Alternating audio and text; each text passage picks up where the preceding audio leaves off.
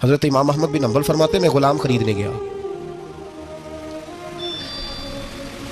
اس نے میرے ساتھ شرط رکھی کہ حضور آپ مجھے خرید کے لے جانے ہیں، میری شرط یہ ہے کہ میں دن کو آپ کی ڈیوٹی کروں گا، رات کو نہیں کروں گا۔ فرماتے میں لے آیا، گھر لا کے میں نے پوچھا تیرا نام کیا ہے؟ کہنے لگا حضور غلاموں کا نام نہیں ہوتا۔ کھائے گا کیا؟ حضور غلاموں کی چاہت نہیں ہوتی، جس نام سے پکارو گے آ جاؤں گا، جو دو گے کھا لوں گا۔ کہا کس کمرے میں رہو گے؟ کہا حضور غلاموں کے نخرے نہیں ہوتے۔ کہتے میں نے کہا پھر بھی یہ کمرے ہیں، پسند کر لو۔ ایک ٹوٹا پھوٹا سا کمرہ اس نے پسند کر لیا۔ امام احمد بن حنبل فرماتے میں اسے کام بتاتا پر اتنی محنت سے کرتا کہ کمال کر دیتا، میرے اشارے سمجھتا۔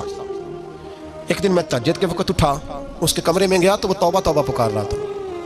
سنو ولیوں کی توبہ، فرماتے اس کے کمرے سے چیخنے کی، یا اللہ معاف کر دے، یا اللہ معاف کر دے، اللہ معافی دے دے، تڑپ رہا ہے، رو رہا ہے۔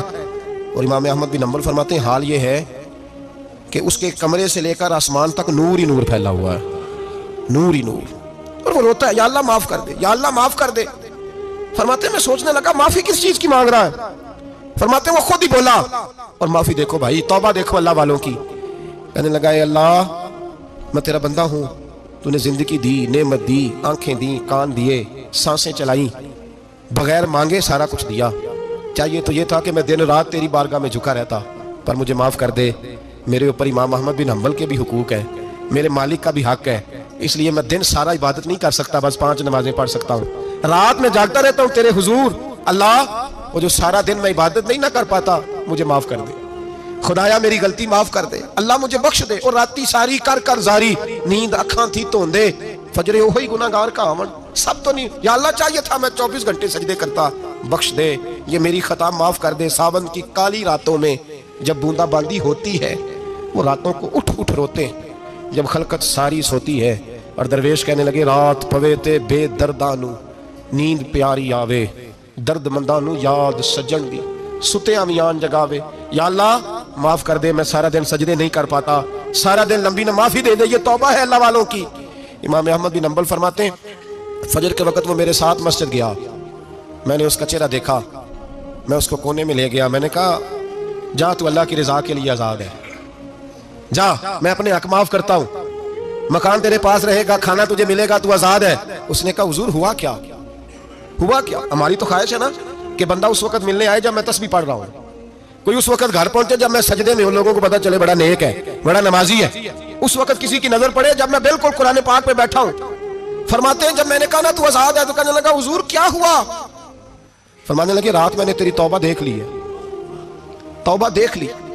امام صاحب فرماتے ہیں وہ پھر تڑپ کے رویا، سجدے میں سر رکھا، تو نے یہ کیا عجب کیا، مجھ کو بھی فاش کر دیا، میں ہی تو ایک راز تھا سینہ کائنات میں، میں سراپا مخزن راز تھا، میں رہا تھا مدت و راز میں، یہ تیرا شوق دید کشاں کشاں مجھے بھی کھینچ لایا مجاز میں۔ اے اللہ پردہ ہی کھول دیا تو نے، یہ عبادتیں، یہ توبہ، یہ ریاضتیں، یہ تیرا میرا راز تھا، اللہ تو نے پردہ ہی کھول دیے، مہربانی کر مجھے پردہ پوشی عطا فرما، اللہ معاف کر دے، مجھے پردہ پوشی عطا کر۔ حضرت امام احمد بن حنبل فرماتے ہیں سجدے میں اس نے بلند آواز سے اللہ اکبر کہا، پھر وہ گرا، اس کی روح پرواز کر گئی، پرواز کر گئی، چلا گیا، رخصت ہو گیا۔ یہ عاشق کا جنازہ ہے، ذرا دھوم سے نکلے، محبوب کی گلیوں سے ذرا گھوم کے نکلے۔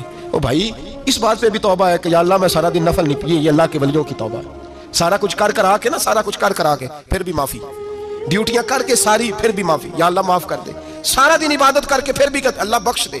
وہ نیکوکار ہونے کے باوجود توبہ کرتے ہیں، یہاں گناہگار ڈٹے ہوئے، ڈٹ گئے۔ توبہ بندے کو اللہ کے قریب کر دیتی ہے۔ ہم لوگ کہتے ہیں گناہ ہوں گے تو توبہ کریں گے نا، اور ہمارے زمانے میں تو گناہگار ہے ہی نہیں، سارے نیکوکار ہیں، اللہ ماشاءاللہ، گناہگار ہوں گے تو توبہ کریں گے۔ کئی دفعہ نا ہمارا بھائی ناراض ہو جاتا ہے، دوست ناراض ہو جاتا ہے،